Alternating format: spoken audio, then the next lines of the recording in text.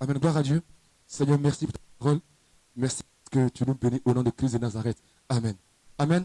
On va courir parce que nous sommes pris par le temps. Alléluia. Gloire à Dieu. Est-ce que quelqu'un veut balancer la main, s'il te plaît? Tu veux balancer la main? Bonne arrivée dans la maison des rois. Alléluia. Qui sont ceux qui font leur premier culte ici dimanche, qui sont jamais fait culte ici dimanche? Levez vos mains, s'il vous plaît. Ok? Nous, on s'appelle sacerdoce royale. Nous sommes des rois que vous voyez là. Et nous prions que l'onction royale qui est dans notre vie s'attache à sa vie. Parce que si tu es en Jésus de Nazareth, tu étais un roi. Alléluia. Et nous croyons que tu étais un roi et tu es une reine et en ce lieu. Et tu régneras forcément ici-bas avec Jésus de Nazareth. Si tu es d'accord, acclame Dieu s'il te plaît. Amen. Ok? Donc tu as baissé la tête, on va prier. Tu as prié pour toi-même. Tu as dit à Dieu, Seigneur, parle-moi. Car ce message que tu vas entendre aujourd'hui, et dans la suite des temps, est un message très, très important. Un message que Dieu m'a révélé par prophétie. Qui dit, annonce ce message à mon peuple. C'est un message très important. Donc il est important que tu pries pour ton cœur. Dis à Dieu, je vais écouter ta parole. Parle-moi, Jésus de Nazareth. Parle-moi. Seigneur, parle-nous.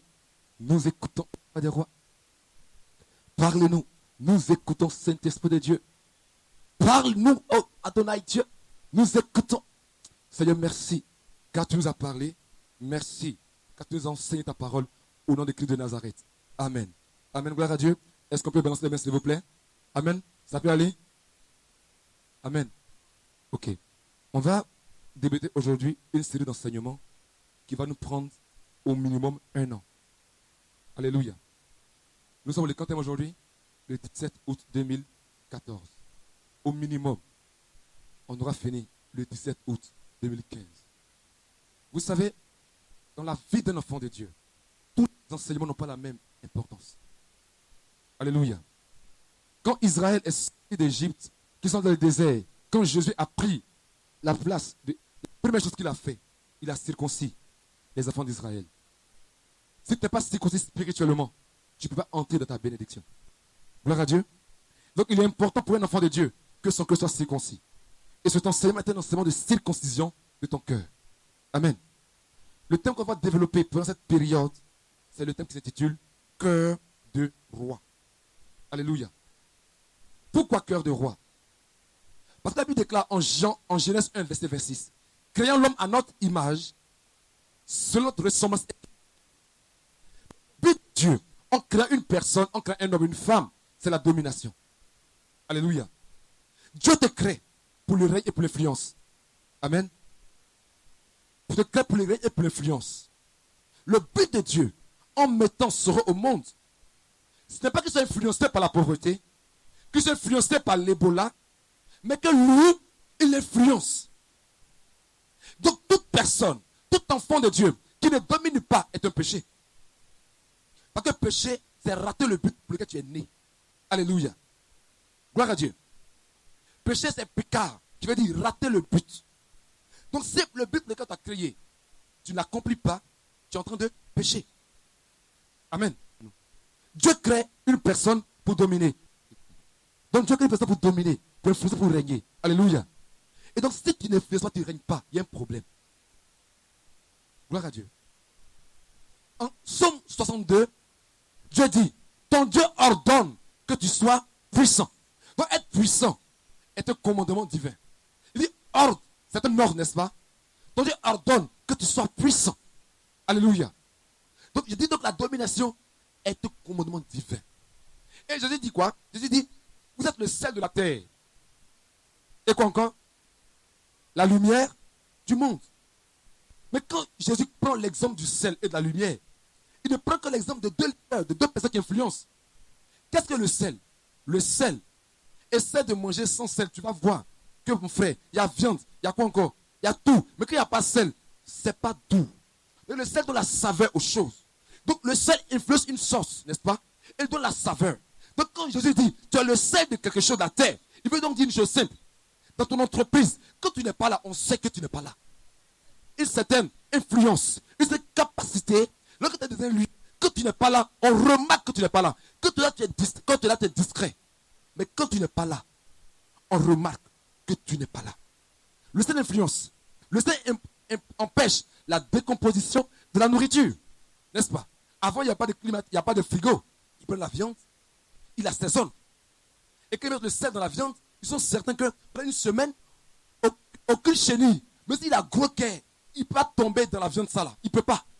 Donc le sel empêche la décomposition des choses. Donc quand Jésus dit, tu es le sel de la terre, il veut donc dire que par ta présence, l'entreprise est en train de tomber. Mais quand tu entres dans l'entreprise, elle est stabilisée. Ta vie stabilise les choses. Donc le sel n'est qu'un leader.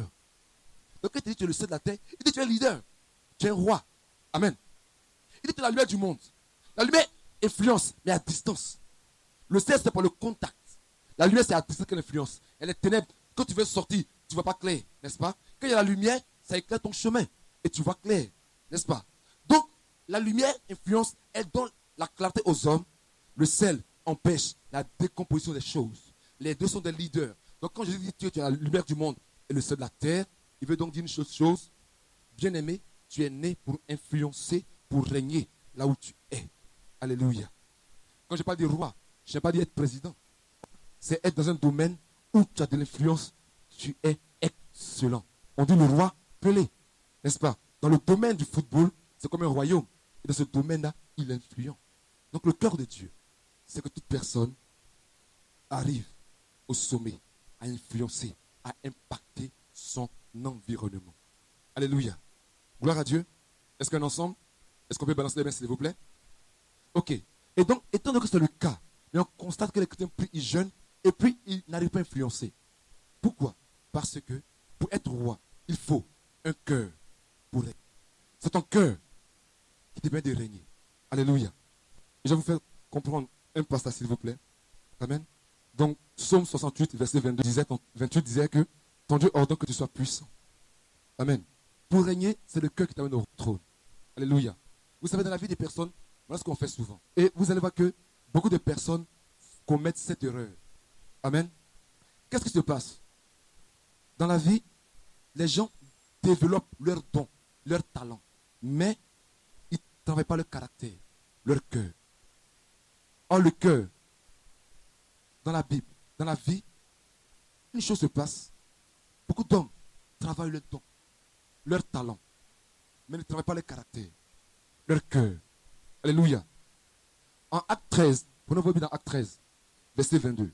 Acte chapitre 13, verset 22. Acte chapitre 13, Acte 13, verset 22. Acte chapitre 13, je lis. Puis, l'ayant rejeté, on parle de Saül, puis ayant rejeté Saül, il leur suscita pour roi David, auquel il a rendu ce témoignage. J'ai trouvé David, fils d'Isaïe, homme selon mon cœur, qui accomplira toutes mes volontés. Alléluia. Dieu avait un roi qui était Saül. Et Dieu a dit, Saül n'est pas l'homme que je veux. Il a enlevé Saül. Il a pris David. Mais il n'a pas gardé le talent, il a gardé le cœur de David pour le mettre au sommet. Et donc, il y a un cœur que tu développes qui fait que tu arrives au sommet. Amen. Alléluia.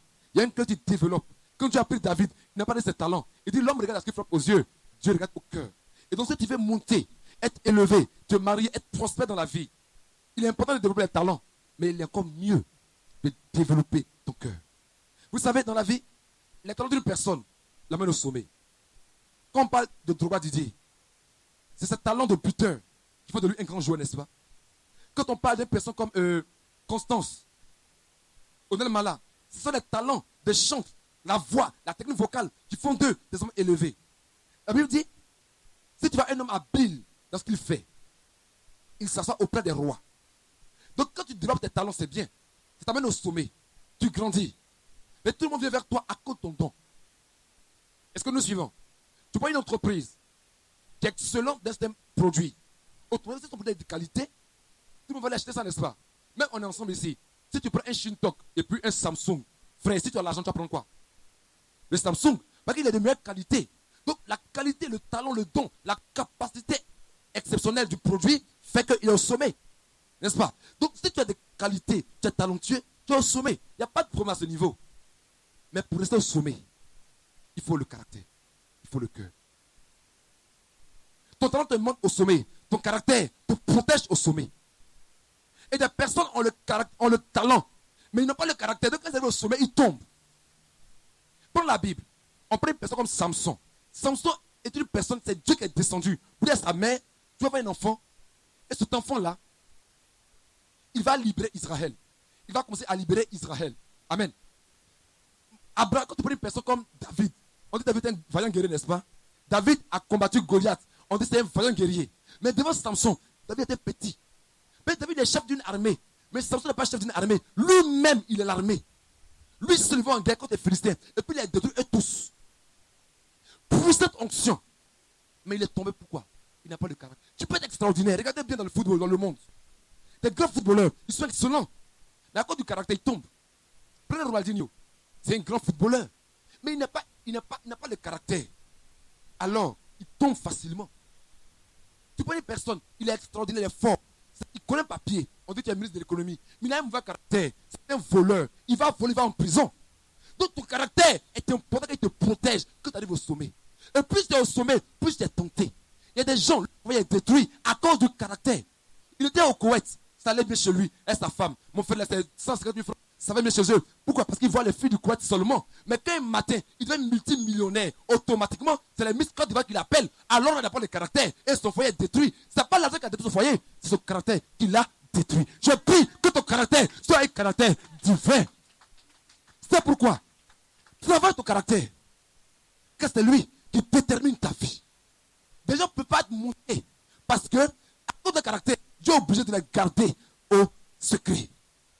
Si 10 000 francs seulement tu donnes, va faire marcher. Tu vas faire marcher, 2 000, va faire marcher. Tu vas marcher de 1200, tu gagnes 800 francs. Si 2 000 francs seulement sont capables de te faire trembler, ce n'est pas milliard qui va te faire trembler. Donc Dieu peut pas te mettre au sommet. Quand il sait que tu te mets au sommet, tu es là en enfer. Je prie que tu sois une personne intègre. Le caractère, est-ce qu'il te protège? Ça te protège, ça te sécurise. Et ceux qui n'ont pas le caractère sont détruits. Dans le nombre des hommes ont l'onction. Et c'est une bonne chose d'avoir l'onction. Mais quand tu n'as pas le caractère, garde ton cœur, plus que toute autre chose, car de lui viennent les sources de la vie. Ta vie vient de ton cœur. Or, le cœur, c'est le caractère. C'est pourquoi on va travailler, traiter le cœur du roi. Comment Dieu, qui est le roi des rois, se comporte afin que on ait un caractère divin. Alléluia. Si tu es d'accord, acclame s'il te plaît. Amen. Donc on voit que le caractère est important. Alléluia. Quand tu es tenté, c'est le caractère qui est tenté. Quand on t'amène à mentir, c'est le caractère. Quand tu te dis, ah, si je ne dis la vérité, il va me chasser, c'est le caractère. Et donc il est important des chrétiens de travailler le caractère. Je t'exhorte, s'il te plaît, ne mens pas. Si on veut, tout de suite, quand tout ça exhortait, il dit, si Moïse savait que la colère qu'il a manifestée, quand il a tué le petit Égyptien, elle l'empêchait d'entrer à Canaan, n'est pas la colère. Ce ne sont pas les grands défauts que tu tues. Hein. Tu es assis, tu marches dans la rue, n'est-ce pas? Une fille, tu la vois, elle est en sexy. Le premier regard, ce n'est pas un péché. Tu regardes comme ça, tu la vois. Ça, il n'y a pas de péché. Le deuxième regard, ah, amen. Là, tu dis, oh, c'est pas grave. Mais ce petit défaut de regarder comme ça, là, ça peut détruire ton foyer. Ça peut. Ce n'est pas les grands péchés qui détruisent les gens. C'est les petits défauts d'aujourd'hui qui grandissent et demain te détruisent. Donc, un caractère irréprochable. Si une petite fille du Koweït qui n'est pas trop possédée peut te troubler, ce n'est pas que tu vas arriver devant les Beyoncé qui sont envoûtés par des esprits des hommes même que tu vas tenir debout. Alléluia. 5 000. Tu perds la foi. Va payer, tu es au travail. On dit, mon frère, le comptable n'est pas là aujourd'hui. Va en entreprise, va, tu vas au marché là, tu payes telle chose. On te donne 200 000 francs. Il reste mon 5 400 francs. Ça te met dans ta poche. Ça, c'est pour moi-même. C'est que tu perds la foi. Satan dit, lui là, je vais le tuer. Il te regarde. Il dit, dépose tes dossiers dans telle entreprise. Tu veux tes dossiers à la BAD, on te prend. Un matin comme ça, paf, te met au sommet. Il veut te tuer. Il donne promotion. Il sait que toi, l'argent là, c'est ton problème. Il te prend. Tu mets au sommet. 50 millions, 100 000, ça passe devant toi. Un matin. Tu prends maintenant, avant tu presses. Dans 25 000, c'est le cas. Donc dans 100 000, tu vas prendre combien? Tu vas prendre 20 000. Dans 100 millions, tu prends combien? 20 millions. N'est-ce pas? Donc ça doit te mettre quelque part. Tu prends sur toi 30 millions. Le jour où tu prends là, il t'amène les gens à aller vérifier. On te prend.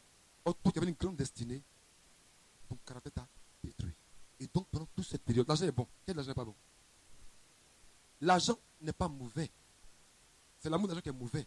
Et c'est ton caractère qui t'empêche d'être bon. Alléluia.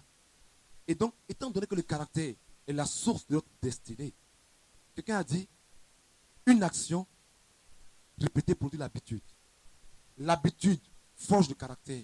Et le caractère impacte la destinée. Et donc, ton caractère influence ta destinée. Donc, il est important alors de travailler ton caractère. Alléluia. On va donc voir comment le caractère, qui est tellement important quand on va travailler dans la suite des temps, est formé. Alléluia. Gloire à Dieu. Est-ce qu'on peut balancer les mains, s'il vous plaît? C'est ensemble. Le caractère que tu as est le produit de 3 combinaisons. La première combinaison, c'est l'hérédité. Amen. Le caractère est le résultat d'un, de l'hérédité, 2, de l'habitude, 3, de la mentalité. Je vais expliquer. Amen. Gloire à Dieu.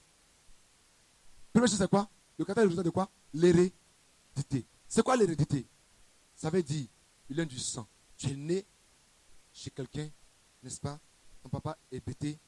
Ton papa là, tu as reçu quelque chose par la naissance, par le sang. Ce qu'on appelle l'hérédité. Des gens sont calmes ou chauds, souvent sur leur tempérament naturel. On se comprend, n'est-ce pas? Donc, soit naturellement, il y a une caractère que tu es né avec. Mais il faut que ce caractère aussi-là, s'il n'est pas beau, tu le changes. Amen. Dans ta famille, ton arrière-grand-père, c'est des coléreux. On l'appelle un guerrier. C'est un guerrier. Ton grand-père est un guerrier. Ton père est un woody. Toi-même, tu es comment? C'est gâté dans le pays. C'est grave. Donc, souvent, des gens sont nerveux à cause de leur naissance. Amen. Et il y a des ethnies qui ont un caractère qui dit, les gars, pourquoi vous riez? Il y a des ethnies, mon frère, quand on dit bêté, que tu es bêté, que tu es calme, on dit c'est pas un bon bêté. Que tu es gourou, c'est grave. Oui, mais quand tu es gourou, que tu es calme, on dit, mon ami, ta maman là, est-ce que ton grand-père est vraiment gourou? Est-ce qu'il n'y a pas un petit sang baoulé dans ton corps? Mais ceux qui sont calmes. Mais si tu es gourou, tu es calme, on dit, mon frère, est-ce que tu es vraiment gourou? Pourquoi? Mais il y a des ethnies, naturellement, un type de caractère. Donc, les caractères viennent d'abord de l'hérédité. Alléluia. Première chose. La deuxième chose qui forge ton caractère, c'est l'habitude. Une action que tu répètes constamment devient une habitude dans ta vie et forme ton caractère. C'est pourquoi on dit l'habitude devient une seconde nature. Tu commences tes petits, n'est-ce pas? Un enfant, ça, vous qui avez des enfants, mon frère, si l'enfant il pleure, ou bien quand il pleure pour qu'il ait la nourriture, si tu l'habitues à ça, il va être un gars qui va grandir, va tous se plaindre. Parce qu'on l'a, oui, mais qu'on l'a habitué à comprendre que pour avoir quelque chose, il faut pleurer. N'est-ce pas? Quand l'enfant, tu parles et puis tu dis non, il est encore petit. Oui, il est encore petit. Mais il va s'habituer à ça, il va grandir dans ça. Quand on met mettre à sa place en même temps, comment ça lui donne des habitudes bonnes? Car si au bas âge, il peut avoir une mauvaise habitude, qu'est-ce qui va se passer? Il va dire, c'est fini, c'est gâté. Il faut faire délivrance. Je n'ai prié pour que vraiment, tout n'est pas démon, mais il est né dedans. Donc l'habitude forge le caractère. Et ce que tu as comme caractère aujourd'hui est le résultat d'une habitude. Amen. Prends la Bible en Romains 6, tu vas voir en fait. Romains chapitre 6, verset 19. On est ensemble. À qui le message fait du bien, s'il vous plaît? Si quand le message fait du bien, balance la main, s'il te plaît. Amen. Et donc, Romains 6, verset 19, je lis. De même, donc, que vous avez livré vos membres comme esclaves à l'impureté et à l'iniquité pour arriver à l'iniquité, ainsi maintenant, livrez vos membres comme esclaves à la justice pour arriver à la sainteté. Amen. Il dit, vous avez livré vos membres au péché. C'est-à-dire que si quelqu'un ment fort aujourd'hui, il a causé des mensonges. Et habituellement, il y a des gens maintenant là, il n'y a rien mais il ment normalement. Voilà. Donc, en fait, soit quelqu'un ment parce qu'il y a un danger. Tu es où? Le gars, il est encore à Agban. Il dit non, je suis à Bel-Air. En fait, il appelle quoi? Parce qu'il est en retard. Tu es à Bel-Air. Tu as vu? Non, parce qu'il y a un problème. Mais il y a des gens là, naturellement, ils mentent. Et puis le gars, il croit au mensonge. Parce qu'il a donné sa bouche au mensonge et il s'est exercé dedans, il devient menteur, a guéri. C'est quoi? L'habitude. Donc il dit, le caractère que tu as aujourd'hui est fille de l'habitude. De même alors, livrez vos membres à la sainteté pour arriver à la justice. Pour dire quoi? Le caractère est fille de l'habitude. Être saint ou être impur, c'est fruit de l'habitude. Prenez un exemple simple. Comprenez un petit musulman. 6 ans, 4 heures du matin, il faut te lever à prier. Tu veux où? Tu veux pas où? Il faut prier. 13 heures, tu veux où? Tu veux pas où? Il faut prier. Avec ce qu'elle a 18 ans, 20 ans, mets-le quelque part, il n'y a pas de montre. Il sait qu'il est 13 heures, il va prier. Il ne prend pas par effort, par habitude. Toi aussi, il faut jeûner par habitude. Prie par habitude. Tu n'aimes pas, il faut faire. Habitue-toi aux bonnes choses. Habitue-toi à être saint. Habitue-toi à dire la vérité. Habitue-toi à faire les bonnes choses. Et alors tu constateras que ta vie sera une vie de sainteté. Mais tu es habitué à la sainteté. Acclame-le s'il te plaît. Amen. Et la troisième chose, qui est la plus importante dans la formation de ton caractère, c'est la mentalité. L'homme agit toujours d'après sa mentalité. Regardez, Moïse a pris 12 personnes. Il les a emmenés où? À Canaan. Aller explorer le pays. Amen. Ils sont allés à Canaan pour explorer le pays. Qui connaît l'histoire? On est ensemble. Où êtes-vous ça? Gloire à Dieu. Moïse prend 12 personnes. Il dit, allez dans telle ville, allez à Canaan, allez voir comment le pays est. Les 12 vont. Les 12 voient la même chose. Mais quand ils reviennent, 10 disent, là-bas, là, on ne peut pas les tuer. 2 disent, on peut les tuer. Mais comment 12 personnes peuvent voir la même chose et puis avoir des points de vue différents? Pourquoi? Parce qu'en fait, tu ne vois pas avec tes yeux physiques. Tu vois avec ta perception, ta mentalité. C'est ça le problème, en fait, de compte. Quand ils vont te poser dans ta vie, ce n'est pas tes yeux qui le voient. C'est ta mentalité qui l'interprète. Et tu agis différemment. Je prends l'exemple en fait. Tu prends 2 personnes. Amen. Les 2 viennent d'échouer, par exemple, à un examen. L'un va dire, moi je vais à l'école, je suis fatigué. L'autre va dire, moi-même, je vais montrer aux gens que je suis fort. Qu'est-ce qui a changé dans la décision? C'est la mentalité. L'un dit, je suis trop fort, je vais montrer aux gens que je peux échouer aujourd'hui, mais je suis fort. Je vais réussir. Ça, toi et moi, on est ensemble, je vais te gagner. L'autre dit, ah, moi je suis fatigué, c'est bon. Je n'ai jamais marié, je m'en vais chez moi. Ou bien non, moi, mon frère, j'ai passé un petit concours là, j'ai évolué. C'est quoi la mentalité? Alléluia. Donc ce qui fait que dans ta vie, ce n'est pas la chose extérieure qui te détruit, mais c'est à l'intérieur que se passe la destruction par ta mentalité. Elle est une femme, une des plus grandes femmes de Dieu sur la terre, Joyce Meyer. Quand elle était petite, son papa l'a violée, pour commencer. Son mari qu'elle a raconté, même chose. Elle a eu moins 4 maris. Elle a voté de la drogue. Mais aujourd'hui, quand elle fait programme, s'il n'y a personne, c'est au moins 2 millions de personnes. Mais elle a pris tous ces éléments mauvais. Elle dit, ce que j'ai connu là, il faudrait que des gens connaissent ça. Donc je vais enseigner les gens pour ne pas faire ça. Donc en fait de compte, ton comportement est influencé par ta mentalité. C'est pour ça que Dieu dit, tel un homme pense, tel il est.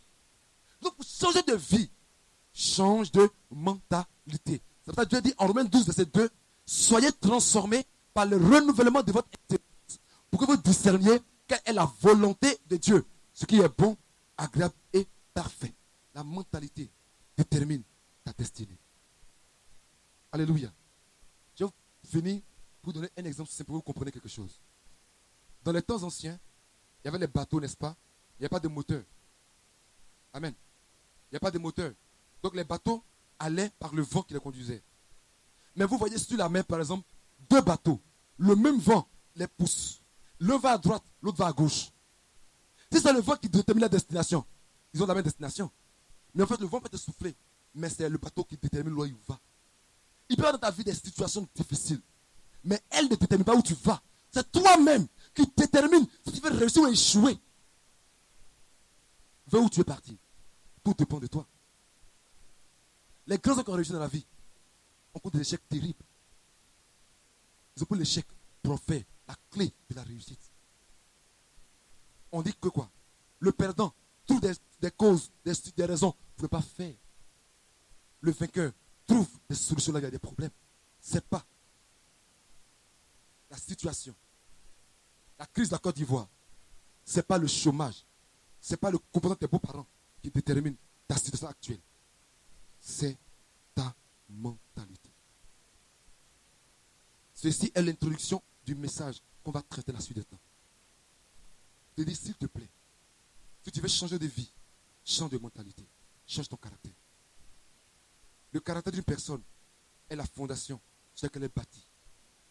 Quand tu veux bâtir une maison, tu commences par la fondation. Et plus les choses sont élevées, si ta fondation est mauvaise, tu vas mourir. Tu vas s'écrouler. Donc ton caractère est la fondation sur laquelle tu agis. Quand tu es au sommet, il y a beaucoup de pression sur toi. Alléluia. Pour le moment, tu n'es pas encore arrivé loin. Tu as peut-être 3 femmes, 4 femmes dans ton travail qui te fatiguent à cause de ton studio, de ta petite voiture. C'est juste 4 femmes qui te fatiguent. Juste. Les hommes, soyons sérieux. Quand je parle et puis Dieu me mène toujours sur femmes. Les hommes, soyons fidèles à nos femmes, s'il vous plaît. Alléluia. Mais je monte, je reviens sur ça. Les femmes aussi, l'argent de foyer, l'argent de nourriture. Attention, s'il vous plaît. Amen. Donc, si à présent, tu travailles un petit salaire de 150 000 francs seulement, tu as des problèmes, pardon. Avant de dire à Dieu, il faut m'élever, il faut travailler ça d'abord. Vrai. Soit tes enfants vont des enfants de la rue, ils vont aller dans la rue. Parce que ce qui ça va emmener là, ils vont dire tes enfants, sortez de la maison. Prends ta femme et tes enfants, paye leur maison. Moi, je vais être avec eux ici. Sois impoli. Un matin, tu dis même c'est peut-être d'eux. Donc, pardon. Fais attention. Il y a 3 choses pour qu'elle est terminée qui détruisent une personne. L'orgueil. C'est pas qu'arriver loin haut. On ne peut pas te parler. Comment tu es que tu es orgueilleux? On te fait un reproche, tu es fâché. Tu as un problème. Toi, tu es qui? Et puis on ne te fait pas de reproche. C'est un signe évident d'un orgueil violent. Tu n'es pas arrivé loin encore. On te fait un reproche, tu es fâché. Mais quand tu vas être grand là-haut, qui va te parler? Oh, l'orgueil est la cause de la chute. Deuxième chose, l'amour de l'argent. Ça détruit les vies. Dieu dit, c'est l'une des racines de tous les maux. À cause de ça, il y a guerre. Il y a tout. Corruption, c'est à cause de ça. Action de Baka, c'est à cause de ça. Va réparer ton frein, il ne veut pas réparer le frein. Il roule avec. C'est ça qu'il fait. Je t'exauce, s'il te plaît. Dieu veut nous bénir. Alléluia. Dieu veut nous bénir. Et Dieu le répète constamment, il va bénir cette église. Mais Dieu veut d'abord travailler ton caractère. Commence à voir ton caractère. Pendant que je parlais, Dieu a commencé à te montrer dans ta vie des choses qui ne sont pas bonnes. Commence à les traiter. Si tu montais, commence à t'habituer à dire la vérité. Si tu es nerveux, commence à t'habituer à ne pas être en colère. S'il te plaît. Car ce que tu fais aujourd'hui peut te tuer demain. Est-ce qu'on peut acclamer Dieu, s'il vous plaît? Tu vas prier Dieu. Tu vas t'amener ton cœur. Tu vas t'amener ton cœur. Tu vas dire à Dieu, Seigneur, s'il te plaît, donne-moi un cœur. Un cœur bon. Un cœur intègre. Parle à Dieu pour ton cœur, s'il te plaît. Parle-lui pour ton cœur, s'il te plaît. Seigneur, t'en supplie. Donne-nous un cœur. Un cœur qui vient de toi. Un cœur intègre. Le cœur de Dieu. Travaille un caractère intègre. Irréprochable. Oh Jésus-Christ. T'en supplie. Seigneur, merci. Car tu le fais. Au nom de Christ de Nazareth. Amen. Amen. Gloire à Dieu.